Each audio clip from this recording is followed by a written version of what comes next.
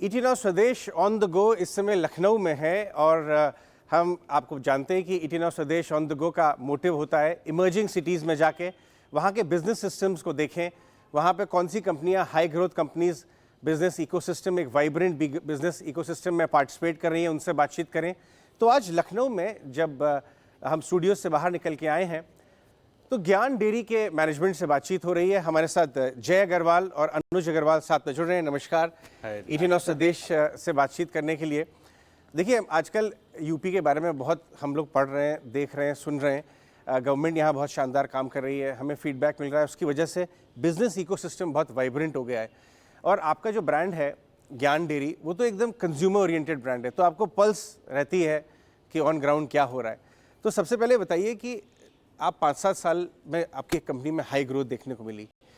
इन सालों में किस तरह से यहाँ का इकोसिस्टम, बिजनेस इकोसिस्टम बदला है, कैसे इम्प्रूव हुआ है, उसके बारे में कुछ बताएं। जय। देखिए, उत्तर प्रदेश की मुझे लगता है दो सबसे बड़ी समस्याएं थी। एक लॉ एंड ऑर्डर और दूसरा इंफ्रास्ट्रक्चर, जैसे बिजली, सड़क, इन सब चीज़ों का। और इस गवर्नमेंट ने पिछले 10 साल में, पिछले 7-8 साल में मैं कहूँगा कि 100% वर्क किया इस पर। मतलब लॉ एंड ऑर्डर परफेक्ट है और infrastructure growth is in a vertical manner, बहुत ही बढ़िया इंफ्रास्ट्रक्चर ग्रोथ हो रही है। रोड नेटवर्क बहुत बढ़िया हो गया है, बिजली व्यवस्था बहुत अच्छी हो गई है, इंडस्ट्रियल पार्क्स की जो इंफ्रास्ट्रक्चर है वो बहुत अच्छा हो गया है। तो इस तरीके से एक इंडस्ट्रियल इकोसिस्टम के लिए जो रिक्वायर्ड चीज़ें थी वो ऑन ग्राउंड आ गई हैं और मुझे लगता है इन 5 सालों में बहुत बड़ा परिवर्तन आया है।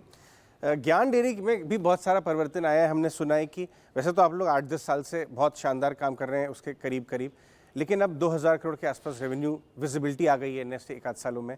मुझे बताएं आप अनुज की लास्ट 5-7 साल में ऐसी क्या चीज़ें आपने की हैं कंपनी में जिसकी वजह से काफ़ी हाई ग्रोथ देखने को मिली है?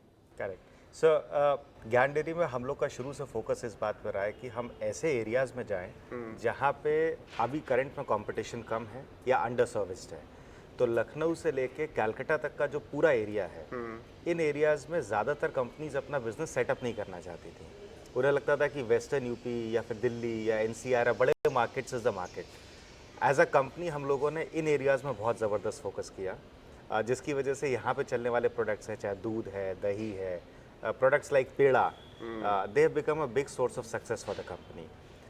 दूसरी चीज़ ये है कि हमें लगता है कि हम जिस एरिया में यहाँ पर हैं, यहाँ पे एक और बहुत बड़ा बदलाव आ रहा है कि मार्केट अनऑर्गेनाइज से ऑर्गेनाइज की तरफ बहुत तेज़ी से कन्वर्ट हो रहा है। तो ये दो फैक्टर्स हैं जो हमारी कंपनी को बड़ा सपोर्ट किया। इनिशियली बड़े चैलेंजेस थे इस चीज़ में, people did not believe in this, लेकिन अब हमें लगता है कि this has become our strength.